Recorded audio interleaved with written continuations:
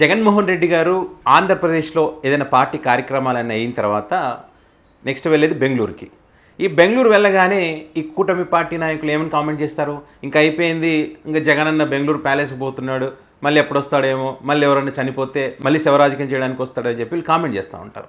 జగన్మోహన్ రెడ్డి గారిని అంత తక్కువ అంచనా వేయకూడదని చెప్పి నేను అనేక సందర్భాల్లో అనేక వీడియోలో చెప్తూ వచ్చాను.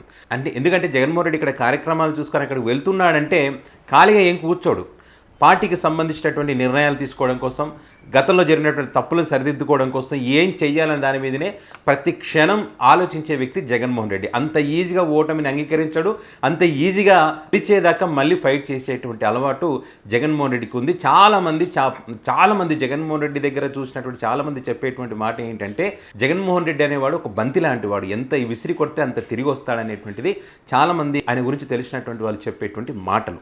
కాబట్టి జగన్ గారిని తక్కువ అంచనా వేయకూడదని చెప్పి నేను చాలా సందర్భాలు చెప్పాను. ఇది చంద్రబాబు నాయుడు గారు కూడా తెలుసు. ఎందుకంటే మొన్న అధికారంలోకి వచ్చినప్పుడు కూడా జగన్మోహన్ రెడ్డిని చాలా తక్కువ అంచనా వేశానని చెప్పి ఆయన చెప్పారు, వాళ్ళ మీడియా కూడా అదే చెప్పింది.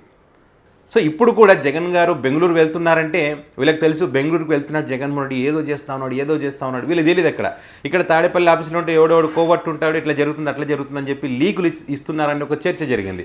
కాబట్టి జగన్ గారు ఏ నిర్ణయం తీసుకున్నా కూడా బెంగళూరు వేదికగా తీసుకుంటున్నారు. ఇప్పుడు సంచలనమైనటువంటి 3 మార్పులు జగన్ 2.0లో ఉండబోతున్నాయి అనేటువంటిది ఇప్పుడు మనం చూస్తూ ఉన్నాం. ఏంటి ఆ మార్పులు అంటే, ప్రధానంగా పోయిన ఎన్నికల్లో జరిగిందేంటి, 80 మంది అభ్యర్థులను ఈ ఐప్యాక్ చెప్పడం వల్ల మార్చారు. పక్క నియోజకవర్గాల సంగతి కాదు, పక్క నియోజకవర్గం మారినా కొంత ఇబ్బంది ఉండదు, ఏకంగా జిల్లాలకే అభ్యర్థులను మార్చేశారు. ఎంత ఎఫెక్ట్ అవుతుందండి, అంత పనికిమాలినటువంటి నివేదికలు ఇచ్చారు వాళ్ళు. జగన్మోహన్ రెడ్డి కూడా గుడ్డిగా ఐప్యాక్ ఏది చెప్తే దాన్ని నమ్మేసి మరి అభ్యర్థులను మార్చారు. ఎంత ఇబ్బంది అయింది, సోషల్ ఇంజనీరింగ్ అని చెప్పి వాళ్ళ మాటలు నమ్మి లాస్ట్కి దారుణాతి దారుణంగా ప్రతిపక్ష హోదా లేకుండా కూడా ఓడిపోయినటువంటి పరిస్థితి. సో ఈ క్రమంలో అటువైపు నుంచి ఏమన్నా డబ్బులు ఇచ్చి తప్పుదో పట్టించారా, తప్పుడు రిపోర్ట్లు ఇప్పించారనేటువంటి ఒక చర్చ కూడా ఉంది. సో ఇప్పుడు ఏం చేస్తూ ఉన్నారంటే, కొత్త వ్యూహకర్త ఋషిరాజ్ సింగ్ ఈ ఐప్యాక్లో పనిచేశారు. గతంలో పీకే ప్రశాంత్ కిషోర్తో కూడా కలిసి పనిచేశారు. 2014లో ప్రధాని మోదీ గారి ప్రచారానికి సంబంధించి కూడా వీళ్ళు సక్సెస్ఫుల్గా పనిచేశారు. ఇప్పుడు ఐప్యాక్తో సంబంధం లేదు ఋషిరాజ్ సింగ్కి. ప్రస్తుతంగా జగన్ గారికి పనిచేయడానికి ఒప్పందాలు అయితే కుదుర్చుకోవడం జరిగింది. అందులో భాగంగానే ఇప్పటికే చాలామందికి తెలియదు, వైసీపీ పార్టీ నాయకులు కూడా తెలిసి ఉండకపోవచ్చు, ఇప్పటికే రాష్ట్రంలో జరుగుతున్నటువంటి పరిస్థితులకు సంబంధించి నియోజకవర్గాలు ఉన్నటువంటి పరిస్థితులు కానీ, గతంలో జరిగినటువంటి తప్పుల గురించి గ్రౌండ్ లెవెల్లో ఏమనుకుంటున్నారు, ఏం జరుగుతున్నటువంటి పూర్తి స్థాయి నివేదిక జగన్మోహన్ రెడ్డి గారికి ఇవ్వడం జరిగింది. తర్వాతనే మరి 30 మంది పొలిటికల్ అడ్వైజర్ కమిటీని కూడా జగన్మోహన్ రెడ్డి గారు వేసిన సంగతి మనం చూసాం.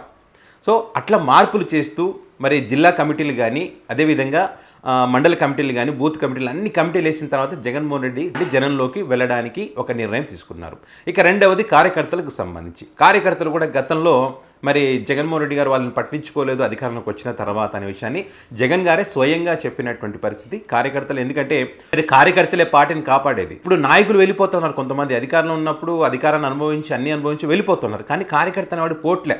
కార్యకర్తలను కొట్టినా, వాళ్ళ ఆస్తులు ధ్వంసం చేసిన, కేసులు పెట్టినా కూడా మరి పార్టీలోనే గట్టిగా నిలబడ్డటువంటి పరిస్థితి. సో ఈ అంశానికి సంబంధించి కూడా మరి వీళ్ళు పరిశీలించినటువంటి క్రమంలో మరి కార్యకర్తలకు మనం ఏం చేయాలనే ఒక ఉద్దేశంతో నెక్స్ట్ సభ్యత్వం నమోదు చేయడంతో పాటు, అదేవిధంగా కార్యకర్తలకు సంబంధించి బీమా సౌకర్యాన్ని కార్యకర్తల కుటుంబాలకు కూడా మరి ఈ బీమా సౌకర్యం కల్పిస్తారనేటువంటి చర్చ మనం చూస్తూ ఉన్నాం. సో ఖచ్చితంగా వాళ్ళకు కొన్ని కీలక బాధ్యతలు ఇచ్చి, వాళ్ళకు ప్రయారిటీ ఇచ్చి, నియోజకవర్గంలో ఏదైనా ప్రజా సమస్యలు కానీ, ప్రభుత్వ వ్యతిరేక విధానాలకు సంబంధించి కానీ వాళ్ళ త్రూ ప్రజలకు తీసుకువెళ్ళి వాళ్ళ సలహాలు సూచనలు కూడా తీసుకోవాలనేటువంటి ఒక నిర్ణయాన్ని కూడా ఇప్పుడు జగన్మోహన్ రెడ్డి గారు తీసుకోవడం జరిగింది. మరి అదేవిధంగా మరి గతంలో ఐప్యాక్ ఏ రిపోర్ట్లు ఇస్తే ఆ రిపోర్ట్లకు అనుగుణంగా నిర్ణయాలు తీసుకునే వాళ్ళు. జగన్మోహన్ రెడ్డి దానికి సంబంధించి పట్టించుకునేటువంటి వాడు కాదు.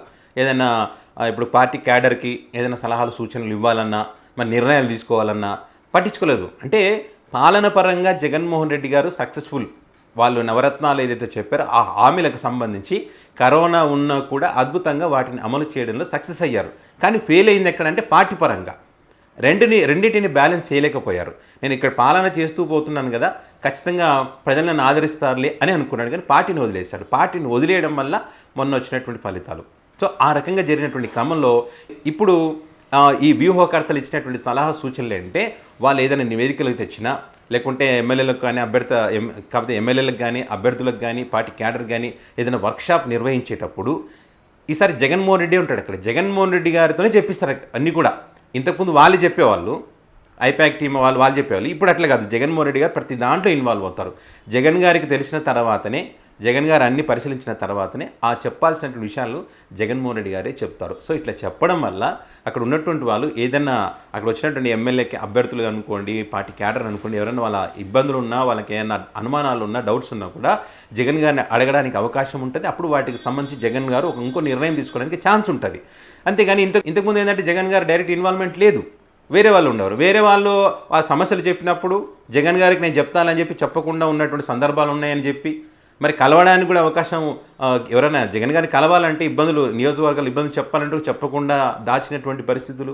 సో వెరసి ఇవన్నీ కూడా పార్టీ నష్టపోవడానికి కారణాలైనవి. కాబట్టి ఇట్లా ఈ కార్యకర్తలది కానివ్వండి, అభ్యర్థుల మార్పుకు సంబంధించి కానివ్వండి, డైరెక్ట్ జగన్మోహన్ రెడ్డి గారి ఇన్వాల్వ్ అవ్వడం కానీ, ఇవన్నీ కూడా చేస్తేనే పార్టీ అధికారంలోకి రావడానికి అవకాశం ఉంటుంది. వీటితో పాటు అనేక నిర్ణయాలు, ఇప్పుడు ఋషిరాజ్ సింగ్తో పాటు బెంగళూరు వేదికగా అనేక మంది, కొంతమంది దేశంలో వివిధ పార్టీలకు పనిచేసినటువంటి వ్యూహకర్తలతో గతంలో జరిగినటువంటి పాలనకు సంబంధించి కానీ, గతంలో తీసుకునే నిర్ణయాలు, ఇప్పుడు ఏ నిర్ణయాలు తీసుకుంటే బాగుంటుందని వాటికి సంబంధించి కూడా జగన్ గారు కొంత వారితో చర్చలు జరుపుతూ ఉన్నారని చెప్పి, ఇక వీలైనంత తొందరగా ఇప్పటికే వచ్చినట్టు నివేదికల ఆధారం చేసుకొని పూర్తి స్థాయి కమిటీలన్నీ చేసి జనంలోకి జగన్మోహన్ రెడ్డి గారు వెళ్ళబోతున్నారు. జగన్ గారు జనంలోకి వెళ్ళినప్పుడు ఖచ్చితంగా క్యాడర్ కూడా ఫుల్ యాక్టివ్గా పనిచేయడానికి అవకాశం ఉంటుంది.